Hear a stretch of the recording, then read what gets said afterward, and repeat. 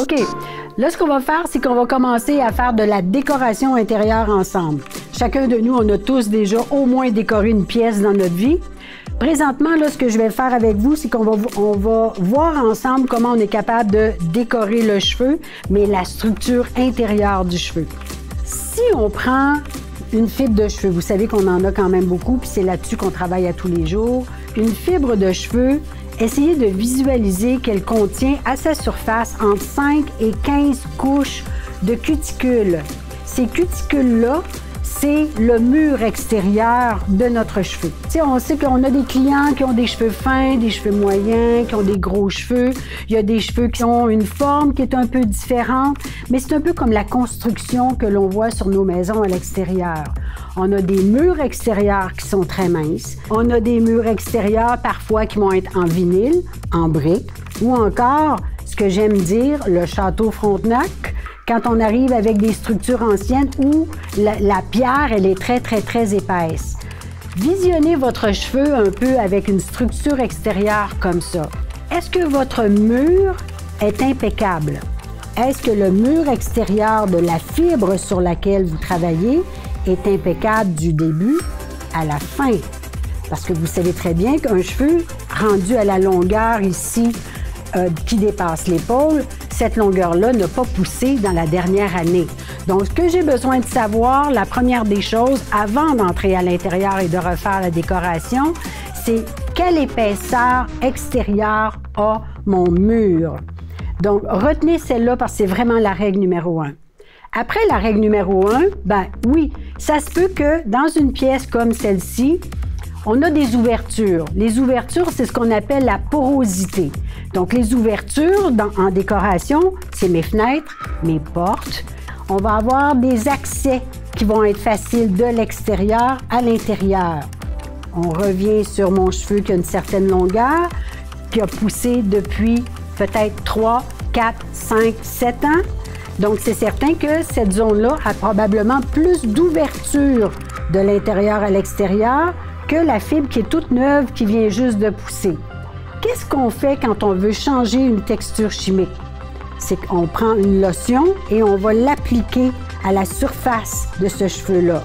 Il y a des endroits où ça va être facile d'accès, puis il y a des endroits où ça va être très difficile d'accès parce que le mur est trop épais. C'est ce qui va nous faire sélectionner la lotion. Beaucoup de gens encore aujourd'hui vont penser que si je veux avoir quelque chose de souple, c'est un type de lotion.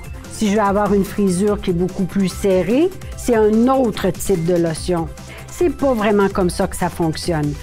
La façon qu'on va voir si la boucle est souple ou la boucle est serrée, c'est l'outil de travail que l'on va utiliser.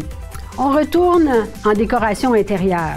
J'ai mon mur extérieur, j'ai décidé que, bon, c'était pour être assez difficile à pénétrer à l'intérieur de mon cheveu. Maintenant, moi, je regarde les murs. Oui, j'ai certaines ouvertures. Oui, je vois ça comme ça, mais il me semble que j'aimerais voir un mur qui fait une vague. Je sais vers où je veux m'en aller au niveau du nouveau look de ma pièce. Qu'est-ce qu'on fait après? On a un nouveau look qu'on a dans la tête. On a fait des mood boards. On a plein de collages de toutes de nouvelles décorations que l'on aime. Mais si on n'engage pas une équipe de travail, c'est qui va le faire? Donc, l'équipe de travail que l'on a engagée, présentement, il y en a plusieurs de disponibles. On a des permanentes alcalines. On en a pour les cheveux résistants, les cheveux moyens, les gros cheveux, des cheveux colorés. On a toutes les permanentes acides. Ah oui, permanentes acides, c'est ceux-là qui ont utilisé, qui sont arrivés pour les cheveux qui étaient fragilisés, décolorés, colorés à haut peroxyde. Bien, eux autres aussi, on en a pour des cheveux un petit peu plus résistants, on en a qui vont sous le séchoir. On a maintenant aussi toute la nouvelle gamme de Sentio. Comment on fait pour être capable de se reconnaître là-dedans? J'étais une des premières en salon à regarder tout l'inventaire que j'avais dans les salons et je n'étais jamais capable de prendre la bonne décision.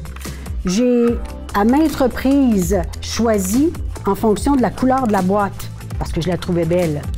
C'est pas tout à fait le résultat toujours qu'on peut s'attendre en bout de ligne. Donc, c'est très, très important de connaître c'est qui l'équipe de travail à l'intérieur de chacune de ces boîtes-là. On va faire un petit exercice ensemble. On sait très bien que si on parle de alcalinité, on parle de ammonium thioglycolate. Est-ce que vous vous souvenez de l'école, comment on s'est fait lancer cette terminologie-là? Peu d'entre vous s'en souviennent de toute façon. C'est Thio. On va l'appeler Thio. Tu sais, le pompier de calendrier, là, il a les épaules larges comme ça. Il est tout musclé. Il a des beaux abdos. Il a ses jeans serrés avec, tu sais, les cuisses qui viennent dedans. Il se promène avec sa ceinture, avec tous ses outils. Ce gars-là, là, il n'y en a pas de problème. Il va passer au travers de n'importe quelle structure, n'importe quel horaire de travail qu'il va avoir. Il va se rendre au bout de ce qu'on a à lui demander. Fait que si je téléphone Thio pour travailler sur un mur qui est résistant, je le sais qu'il va la faire, la job. Mon autre équipe de travail où j'ai le choix, on parle de glycéryl monothioglycolate. Le pauvre petit, il s'appelle Mono. Il est gros de même. Tu sais, de même, ça, il est en largeur, là. Il est tout petit, il n'est pas grand, il est tout blanc, il est faible, il ne dure pas très longtemps, il veut bien, mais il n'a pas beaucoup d'énergie. Il va entrer à l'intérieur, il est tellement poli qu'il va frapper à la porte avant d'entrer. Ça veut dire que les zones qui sont plus fragilisées, il va prendre son temps. Il y a une grosseur moléculaire beaucoup plus petite. Donc, Mono va tenter de rentrer, puis après un certain temps, il a besoin d'un repos. Il va aller s'asseoir dans un coin, puis il va aller se reposer. Donc, il y a beaucoup moins de risques sur un cheveu qui a été fragilisé ou qui a énormément d'ouverture parce que le cheveu a été sensibilisé avec le temps. Mono, Thio. OK. J'en ai déjà 2 gars là, dans lesquels je peux choisir. Mais il y en a un troisième. Il y a celui qu'on appelle sans Thio. Le sans Thio, lui, c'est le nerd. Tu sais, là, il arrive, lui, il ne voit pas le soleil jamais. Il est toujours devant son écran. Il a du tape après ses lunettes. Il travaille, c'est un crack de l'informatique. Il fait tout à distance. Pourquoi? Parce que la grosseur moléculaire est encore plus petite. Pensez fibre optique. Pensez à quelle vitesse il va être capable d'entrer dans n'importe lequel des surfaces qu'on a à faire travailler.